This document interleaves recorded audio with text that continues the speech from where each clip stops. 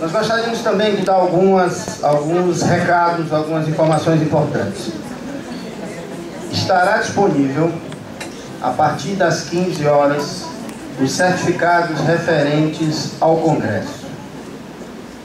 Os certificados, para facilitar uma eventual prova de títulos, nós unimos nos certificados o Congresso em si e os mini-cursos que foram realizados.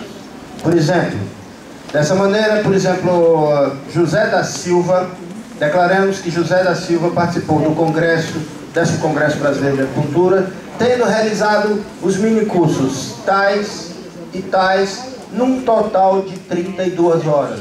Ou seja, é uma forma de ampliar a carga horária do Congresso e mini-cursos, para que isso possa vir a ter um peso e benefício daqueles que, numa prova de títulos ou eventualmente em alguma outro evento assim necessitem.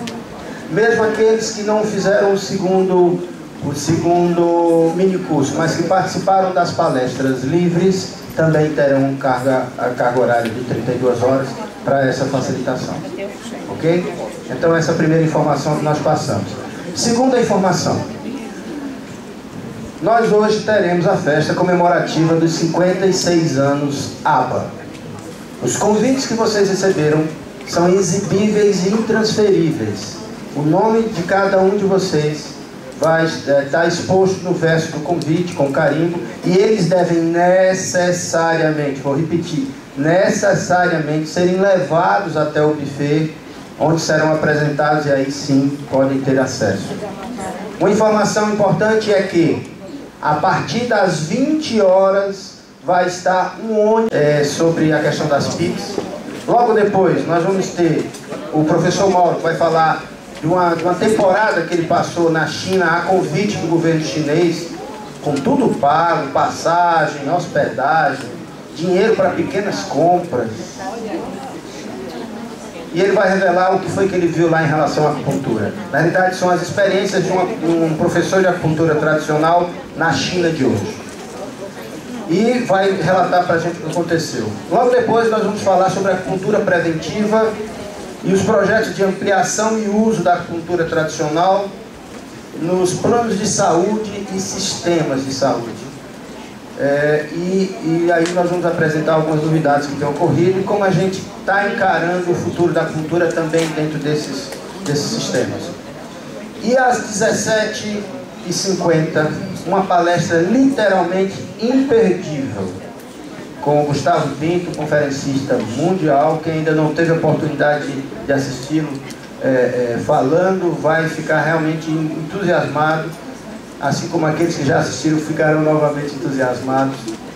E o Gustavo vai falar de como colocar os princípios filosóficos do Xing no cotidiano. Dessa forma, nós gostaríamos de convidar para compor essa primeira mesa do dia 22 de novembro, presidindo a mesa, o nosso decano mais antigo, mais generoso, mais competente, mais lindo. Doutor Evaldo, por favor.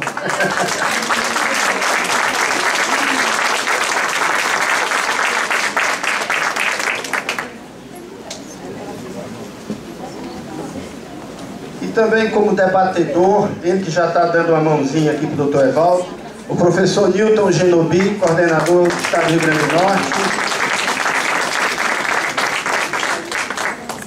E ela, a estrela desse nosso debate, professora Ana Tânia, ex-secretária de Saúde do Estado do Rio Grande do Norte, ex-secretária de Saúde da Prefeitura de Natal e conselheira federal que atua diretamente com as PICs.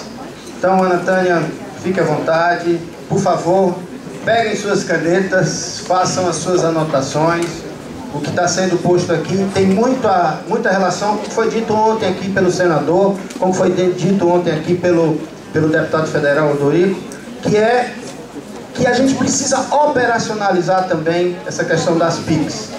E a Ana vai ter uma experiência realmente muito interessante sobre isso e vai repassar essas informações para a gente.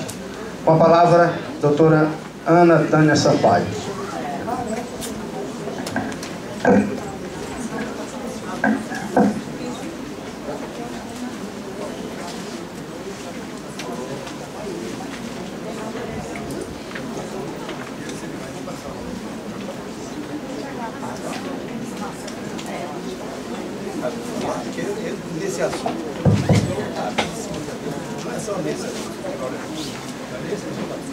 Boa tarde a todos e a todas. Nós vamos fazer uma viagemzinha, né, juntos, e eu vou ficar à disposição. Esse material eu vou disponibilizar para a aba, essa apresentação, e vocês, não sei como que vão fazer, mas assim, quem quiser, ela vai ficar disponível em PDF para todos que tiverem interesse, né, porque realmente é um passo a passo. Não, é importante, esses materiais que estão sendo passados aqui no Congresso, todos vocês deixaram seus e-mails. Então nós vamos mandar um e-mail com uma página onde vocês vão acessar, nós vamos mandar um e-mail com a página e a senha que vocês acessam os materiais do Congresso. Inclusive o material que a Ana Tânia vai apresentar e outros materiais. Algumas coisas também vão estar no site e nós vamos mandar tudo isso para vocês ordenadamente. Eu só queria, antes da Ana Tânia falar, lembrar o seguinte, pessoal, que nós temos vários e vários livros aí sendo vendidos aqui pelo Edinaldo, inclusive o Xing do Gustavo, e o Gustavo vai fazer autografar os livros que serão lá vendidos. Tem o Imperador Amarelo, estou fazendo a propaganda aqui para o Ed. Tem alguns livros, alguns atlas, e temos também da editora Saberes, três livros aqui. A Dib já tem Alexandre Padilha, que faz um diálogo. Temos o Rubem Alves e o Moacir Sclia conversando sobre corpo e alma. E tem um livro que foi muito citado e que particularmente eu conheço e é muito bom também, do Gustavo, e esse é do Gustavo, junto com o Dorico e com a Maria Eugênia, Astrologia e Budismo. Tá? Então, vamos estar à disposição aqui fora para que possam serem adquiridos. E no final o Gustavo vai autografá-los com vocês, doutora Ana Tânia.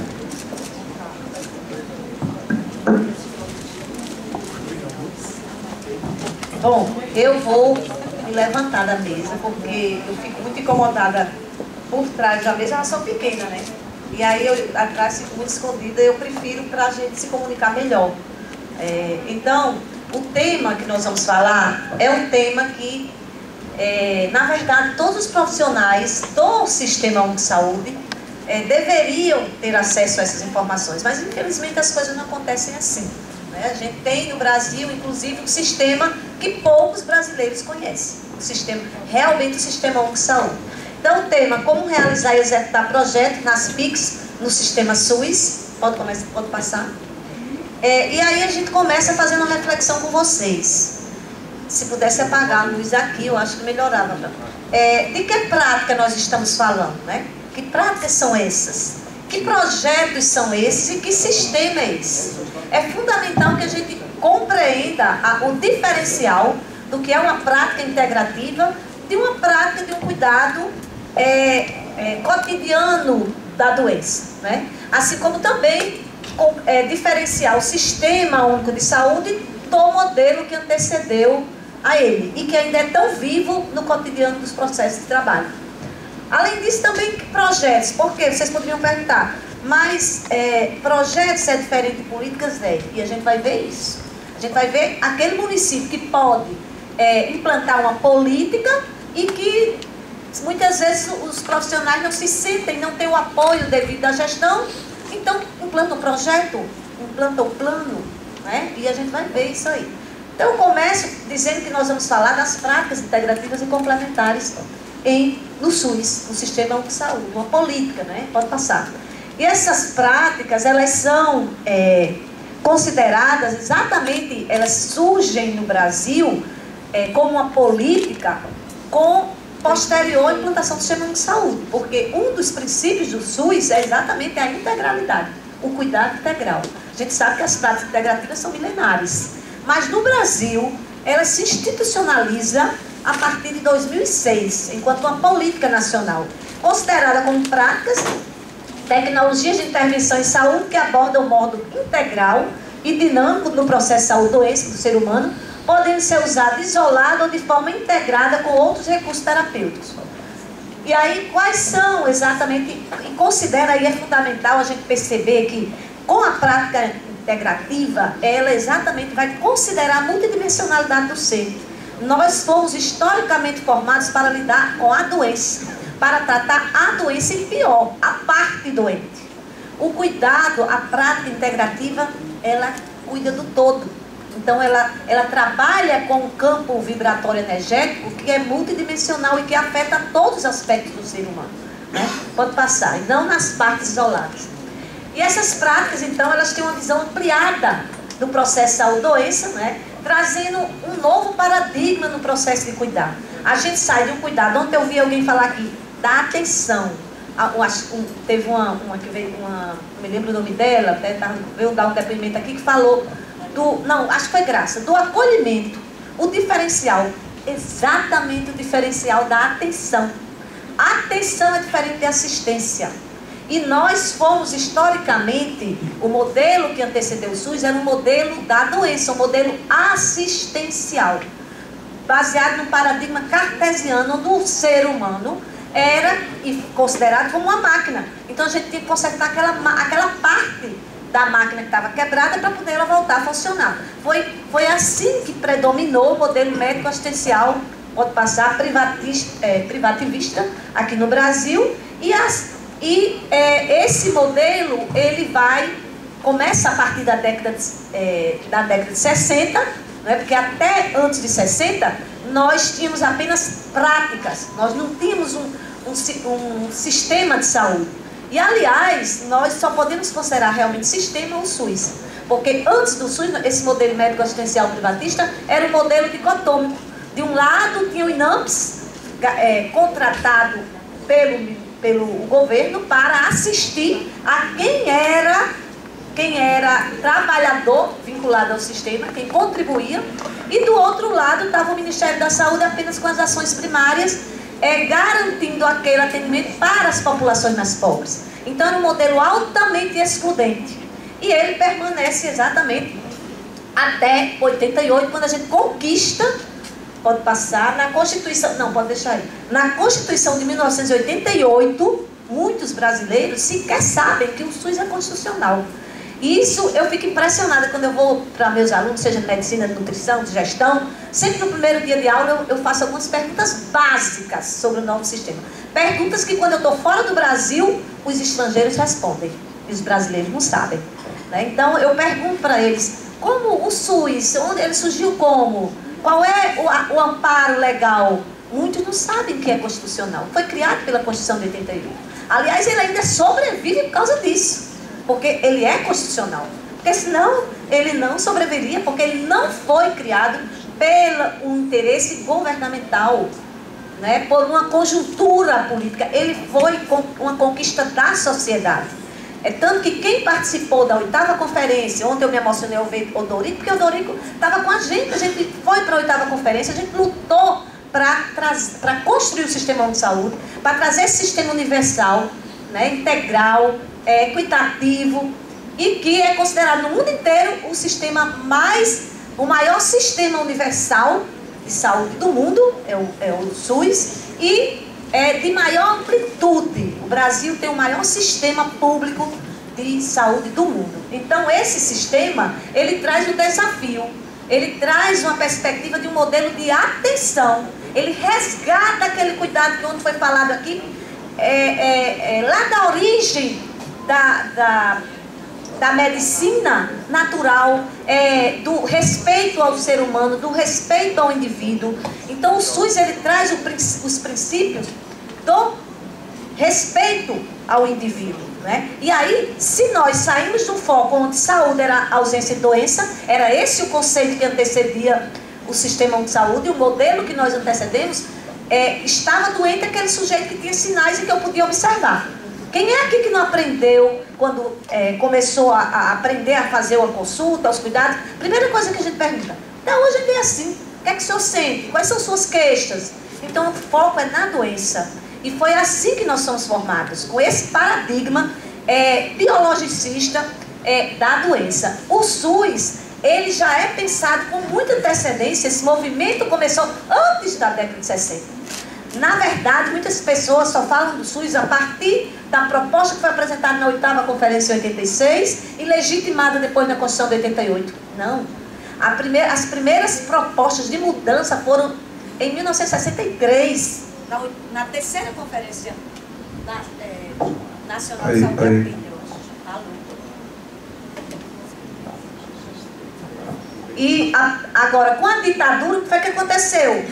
Os nossos sanitaristas, que inclusive naquela época já queriam um sistema diferente, na terceira Conferência Nacional de Saúde, foram exilados. E houve um silêncio social no país, até na década de 70, com a redemocratização, nós, jovens da época, estudantes, nos mobilizando, e a sociedade toda, altamente vivendo a maior crise que o Brasil já viveu na década de 70, nos organizamos para apresentar na 8ª Conferência Nacional de Saúde uma proposta que realmente foi consolidada, foi considerada.